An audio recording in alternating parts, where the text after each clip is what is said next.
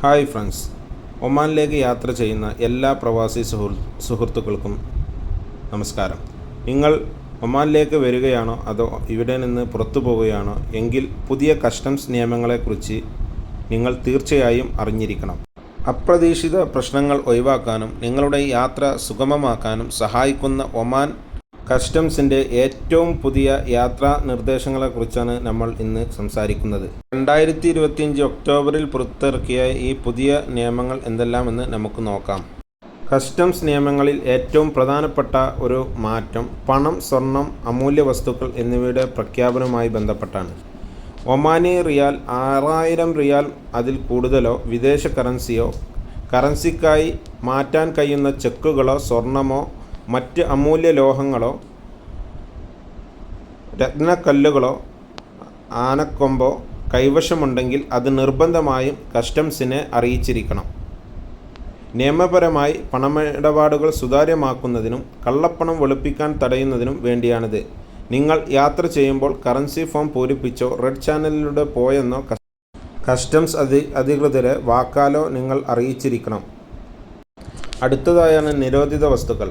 എല്ലാത്തരം മയക്കുമരുന്നുകളും മയക്കുമരുന്ന് ഉപയോഗിക്കുന്നതിനുള്ള ഉപകരണങ്ങളും സ്ഫോടക വസ്തുക്കളും രാജ്യത്തിൻ്റെ സംസ്കാരത്തിന് യോജിക്കാത്ത പ്രസിദ്ധീകരണങ്ങളും കർശനമായി നിരോധിച്ചിരിക്കുന്നു. മുസ്ലിങ്ങളല്ലാത്ത യാത്രക്കാർക്ക് 2 ലിറ്റർ വരെ വൈനും 48 കാൻസ് ബിയറും കൊണ്ടുവരാൻ അനുവാദമുണ്ട്. എന്നാൽ നിങ്ങൾ പതിവായി അതിർത്തി കടക്കുന്ന ആളായിരിക്കരുത് എന്ന് നിയമം പറയുന്നുണ്ട്. മറ്റുള്ളവരുടെ ബാഗുകളോ സാധനങ്ങളുടെ അവരുടെ അഭ്യർത്ഥന പ്രകാരം നിങ്ങൾ കൊണ്ടുപോകുന്നത് ഒഴിവാക്കുക. അത് നിങ്ങളെ നിയമപരമായി കുരുക്കിൽ നിന്ന് ഒഴിവാക്കിയേക്കാം. അടുത്തതാണ് ഒമാനിലേക്ക് വളർത്തുമൃഗങ്ങളെയും പക്ഷികളെയും കൊണ്ടുവരുന്ന പ്രവാസികൾക്കുള്ള നിയമങ്ങളിൽ കൃത്യമായ ശ്രദ്ധ ആവശ്യമാണ്. പുതിയ നിയമപ്രകാരം കസ്റ്റംസ് ക്ലിയറൻസിന് മുമ്പ് നിങ്ങൾ ഈ കാര്യങ്ങൾ ഉറപ്പാക്കണം. ആരോഗ്യ സർട്ടിഫിക്കറ്റ്, വാക്സിനേഷൻ നൽകിയതിൻ്റെ രേഖകൾ, ഇറക്കുമതി മൃഗങ്ങളെ ഒമാനിലേക്ക് കൊണ്ടുവരുന്നതിന് മുമ്പ് കൃഷി, ഫിഷറീസ്, ജലസമ്പത്ത് മന്ത്രാലയത്തിൽ നിന്ന് മുൻകൂട്ടി ഇറക്കുമതി അനുമതി നേടിയിരിക്കണം. ചില ഇനം മൃഗങ്ങൾക്ക് ക്വാറന്റൈനും ആവശ്യമായി വന്നേക്കാം. അടുത്തതായാണ് GCC രാജ്യങ്ങളിൽ നിന്ന് ഒമാനിലേക്ക് വാഹനങ്ങൾ ഇറക്കുമതി ചെയ്യുന്നവർക്കുള്ള നിയമത്തിലും പ്രധാന മാറ്റം വരുത്തിയിട്ടുണ്ട്. 2025 ജൂലൈ 1 മുതൽ പഴയ ക്ലിയറൻസ് സർട്ടിഫിക്കറ്റ് സംവിധാനം നിർത്തലാക്കി.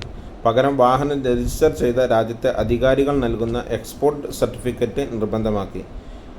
ഇത് GCC രാജ്യങ്ങൾ തമ്മിലുള്ള ഉപയോഗിച്ച വാഹനങ്ങൾ ഇറക്കുമതി കൂടുതൽ കാര്യക്ഷമമാക്കാൻ വേണ്ടിയാണ്. യാത്രക്കാർ കസ്റ്റംസ് ഉദ്യോഗസ്ഥരുമായി പൂർണ്ണമായി സഹകരിക്കണം. നിങ്ങളുടെ ലഗേജുകൾ പരിശോധിക്കാനുള്ള അവകാശം കസ്റ്റംസ് ഉദ്യോഗസ്ഥർക്കുണ്ട്.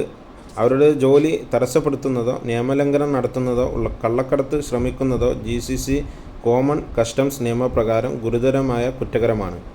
നിരോധിക്കപ്പെട്ടതോ നിയന്ത്രിതമോ ആയ സാധനങ്ങൾ പ്രഖ്യാപിക്കാതെ കൊണ്ടുവരുന്നത് കള്ളക്കടത്തായി കണക്കാക്കപ്പെടും. ഈ വിവരങ്ങൾ നിങ്ങൾക്ക് ഉപകാരപ്രദമായി എന്ന് വിശ്വസിക്കുന്നു. നിങ്ങളുടെ ഫ്രണ്ട്സുകളിലേക്കും മറ്റുള്ളവരേക്കും നിങ്ങൾ ഷെയർ ചെയ്യുക. ഒപ്പം നിങ്ങൾ എൻ്റെ ചാനൽ സബ്സ്ക്രൈബ് ചെയ്ത് സപ്പോർട്ട് ചെയ്യുക. ഇതുപോലത്തെ ഉപകാരപ്രദമായ വീഡിയോ നിങ്ങളിലേക്ക് എത്താൻ നിങ്ങൾ ബെല്ലൈക്കൺ അമർത്തി ഓൾ എന്ന് പ്രസ് ചെയ്യുക. എല്ലാവർക്കും താങ്ക് യു. ബൈ.